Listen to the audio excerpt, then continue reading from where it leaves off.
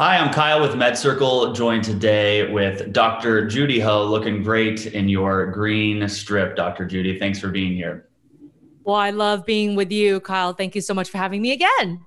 We're talking about diagnosing personality disorders and assessing personality disorders. Many people are confused on how the diagnosis of a personality disorder is reached. It's such a gray area. And furthermore, personality disorders especially seem to go undiagnosed and misdiagnosed. Why are personality disorders so often misdiagnosed or undiagnosed? Well, Kyle, personality disorders are a very complex set of issues. And generally, personality conditions are things that we feel are more pervasive in a person's life, meaning that it's a way that they respond to their environment that is more consistent and built across time. And oftentimes it goes undiagnosed because the individual who might struggle with a personality issue sees things very differently from the people around them. And so generally they don't self-identify as having a personality condition. And sometimes what we think is a clinical issue may actually be a clinical issue that is worsened by a personality trait or undiagnosed personality disorders. And that's what makes them so complex to identify and then treat as well.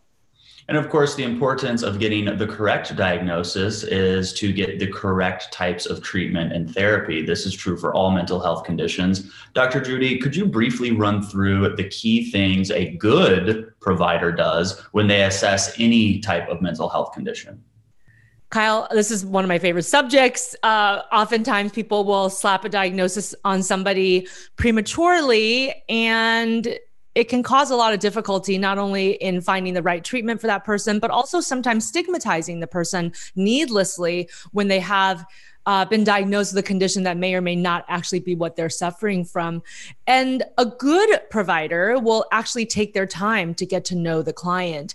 And some providers don't utilize neuropsychological test instruments or standardized questionnaires like I do, but they will take their time to really understand the person through a series of clinical interviews, interview what we call collateral sources of information in that person's life as necessary. And certainly it can be very helpful in the diagnosis of personality conditions because, as I mentioned earlier, they do see things quite differently from the people around them and how they experience this person.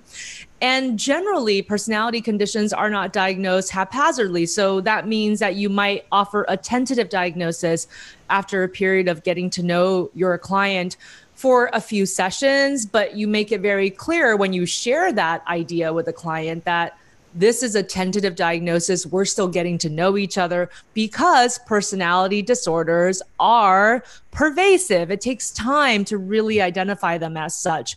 And if you are a neuropsychologist, then you will also additionally use standardized questionnaires that are designed to draw out personality traits and aid in the diagnosis of personality disorders. What would your reaction be if you heard of somebody going into a psychiatrist's office for the very first time and spending 50 minutes with that professional and walking out of that office with a diagnosis of borderline personality disorder? Oh, wow. Well, highly skeptical, obviously. And I would say that that's only one touch better than you self-diagnosing by Google, because long it takes to take a online borderline personality disorder questionnaire and then self-diagnosing. And I really think that we have to be careful about that. Whether it's depression or anxiety, that's difficult enough to know after 15 minutes, because as you and I have talked about, Kyle, there's a whole specific set of criteria that people have to meet. And there's also a lot of different types of depressions and anxiety disorders. And within them, there's also subtypes and specifiers. So it's very complicated even on the clinical level, but certainly for a personality disorder and something that still has such a high stigma attached to it, like BPD, we certainly cannot take stock in somebody who walks out after a 15-minute visit saying, this is what I have. Many MedCircle members ask me, Dr. Judy, about when they can get a diagnosis of a personality disorder, especially parents who may have a teenager who has a lot of personality at this stage, and they're trying to get a diagnosis of personality disorder, but some of them say, no, that's too young. What are your thoughts? Well, I think that oftentimes by the teenage years, you'll see some emerging traits of personality conditions, but you can't really firmly diagnose that until the person is of age. And so at least the age of 18 is sort of a good rule of thumb. But certainly personality development is across the lifespan. And as people get older, you start to see the emergence of certain traits. And generally people's personality traits are more or less more consistent by their early 20s to mid 20s. Obviously, again, there's still severity levels, whether it's a positive or negative trait. People can still vary across the spectrum, but you start to see a personality type emerge in early adulthood. So when a parent notices that there are certain signs in teenage years, you can kind of keep an eye on things, but really at that time, there's so many other developmental things going on. It's always better to hold off until they're of age to make a firmer diagnosis. What are some of the specifics that go into the diagnostic process for a personality disorder as opposed to a more common, perhaps more common mental health disorder like depression or anxiety? Well, I like to preface this by saying that oftentimes people go in as semi-informed clients these days, especially because Google is so available. Although I would say people need to watch MedCircle videos as opposed to just Googling and looking at a subreddit. But generally, people have some idea of what they might struggle with. And sometimes they're accurate and sometimes they're not. But when they walk in with that information, you are already directing your provider to be thinking in a certain way. So it's good and it's bad, right? It's like you're informed and you're going in with some tentative hypotheses, but perhaps a less discerning provider might go with that and then possibly kind of do this confirmation bias thing. Oh, I guess you do have depression, and then write you a script for depression. I think it's important as a provider that they take their time to really not only look at clinical conditions, but also personality conditions as well. And if that's not within their expertise, they need to either refer out or tell their client, well, we're not necessarily talking about personality traits here because that's not what I do. But on the clinical side, here's what I think. What makes a personality disorder diagnosis different than a clinical symptom diagnosis is that clinical symptoms generally are thought of as relatively transient in the way that they can come and go. So people can have a depressive disorder for a few months, then they get better, then they're asymptomatic for maybe several years, and then maybe later on it comes back again. With personality disorders, particularly if they're untreated, the person carries those symptoms for many years.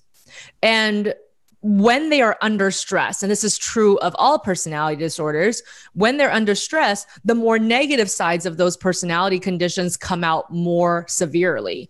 So they react more prominently with those personality disorder characteristics. When things are going well, oftentimes these personality disorders are more submerged, but they're still operating in the background. And so that's really the difference when we're assessing personality conditions versus clinical conditions, because one of them is viewed more as a come and go type of phenomenon, whereas the other one might be happening across time. And so it really really lends itself to the provider having to think about how this person acts in multiple contexts. How are they at work? How are they with their family? How are they with their romantic relationships and their friendships? And seeing that there may be certain patterns that emerge that have consistency and corroborate one another.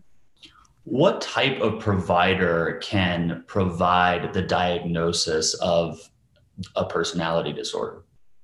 A well-informed psychiatrist, clinical psychologist, to some degree, master's level therapists. Their expertise and training is not so much in diagnosis per se, but they should have an overview of all of that as well. And I think that when you are a treating clinician of any sort, you must have some type of diagnostic formulation when you're treating the patient. Otherwise, how is the treatment being directed and how is it even being developed? And so I think that anybody who is a well-trained clinician who is purporting to treat people through their practice probably has some level of knowledge in this area. But obviously, as you know, with every single field, the expertise and the care and thoughtfulness of each provider really varies widely.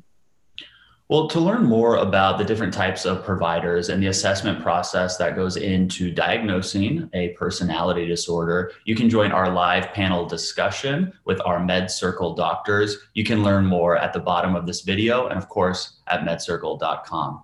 Dr. Judy, what does the timeline for a diagnostic process for a personality disorder look like?